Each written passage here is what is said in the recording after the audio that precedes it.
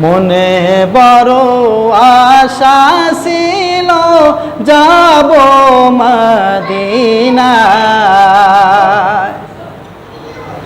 সালাম আমি করব গিয়ে,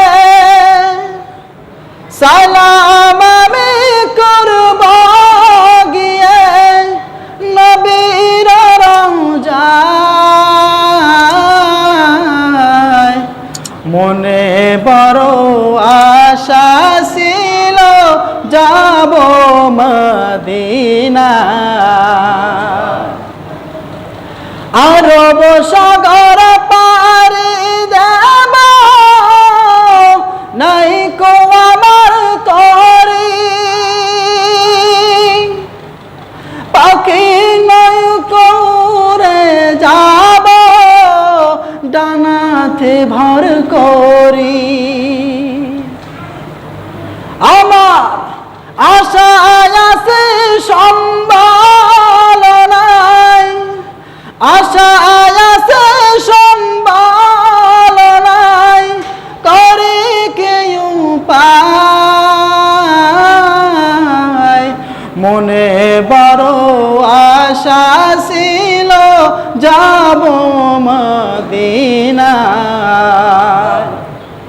মনে বড় আশা ছিল যাব মদিনায়। সবার মন চায় কি চায় না? আহারে সবার মন চায় সেখানে যাইতে। একজন ব্যক্তির ঘটনা শুনলাম, তার মনে বড় আশা, সে নবীর রওজা শরীফকে জিয়ারত করবে, বড় আশা হজ করতে যাবে। সে কি করছে, গাছ লাগাইছে, অনেকগুলো গাছ লাগাইছে। গাছ লাগানোর পরে অনেক দিন অপেক্ষা, গাছ কি সহজে বড় হয়? গাছগুলো বড় হবে, সেই গাছ বিক্রি করে সেই টাকা দিয়ে হজ করতে যাবে। গাছ বড় হয়, সেই ব্যক্তির মুখের কথা, সে বলে আমি প্রতি সপ্তাহে সুযোগ মতো করে মাঝে মাঝে আমি সেই গাছগুলোর কাছে যাই, গাছগুলোকে জড়িয়ে ধরে খালি মানে সে কাঁদে, আহারে আমি তোমার আশা আছি, তুমি কোন দিন বড় হবা, তোমাকে বিক্রি করে আমি হজ করতে যাব। সুবহানাল্লাহ। এইরকম করতে করতে বহুদিন আগের ঘটনা, এই বছর সেই ব্যক্তি হজ করতে যাচ্ছে। সুবহানাল্লাহ। সেই গাছগুলো বিক্রি করে যা হয়েছে আর কিছু জোগাড় করে সেই গাছের টাকা বিক্রি করে সে হজ করতে যাচ্ছে। দেখেন কত আশা, মানুষের মনে কত আশা থাকে, মানুষের কত বড় আশা যে আমি আমার জমি বিক্রি করে, আমি আমার গাছ বিক্রি করে বড় বিজনেস শুরু করব, আমার বড় বাড়ি করব, সুন্দর বাড়ি করব, সুন্দর গাড়ি কিনবো। এক একজনের মনের এক এক আশা। আর এই ব্যক্তির আশা হলো আমি আমার গাছের টাকা দিয়ে আমি হজ করতে যাব। বলেন তো এই রকম যারা এত বড় আশা নেয়, যারা গাছের টাকা বিক্রি করে, তাদের হজ আল্লাহর দরবারে কবুল হবে না তো কার হজ কবুল হবে?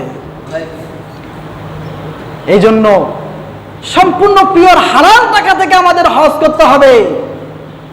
হারাম টাকা দিয়ে, সুদের টাকা দিয়ে, ঘুষের টাকা দিয়ে, বাটপারি চিটারি করে টাকা দিয়ে, এই সমস্ত টাকা দিয়ে আপনি হজ করতে যাবেন, হাজি নামটা শুধু পাবেনই, কিয়ামতের ময়দানে আল্লাহ আপনাকে বলবে, হাজি বান্দা তুমি তো হজ করার কারণে মানুষের থেকে হাজি উপাধিটা পেতে চাও, যাও তোমাকে ওটাই দিয়ে দিচ্ছি, আর আখিরাতে কিছুই পাবা না। এই জন্য হাজি সাহেবের পরিবর্তন যেন হজ করে আসার পর অবশ্যই হয়। খোসা খোসা দাড়ি যেন না থাকে, দাড়ি যদি না থাকে অবশ্যই যেন দাড়িটা হজ করতে যাওয়ার পরে সেখানে পাক্কা নিয়ত করে যেন দাড়ি সহকারে ফিরে আসতে পারে, আর ফিরে আসবে জীবনে কোনোদিন আর দাড়িতে হাত দিবে না, এরকম পাক্কা নিয়ত যদি করতে পারে তাহলে সে আসল হাজি।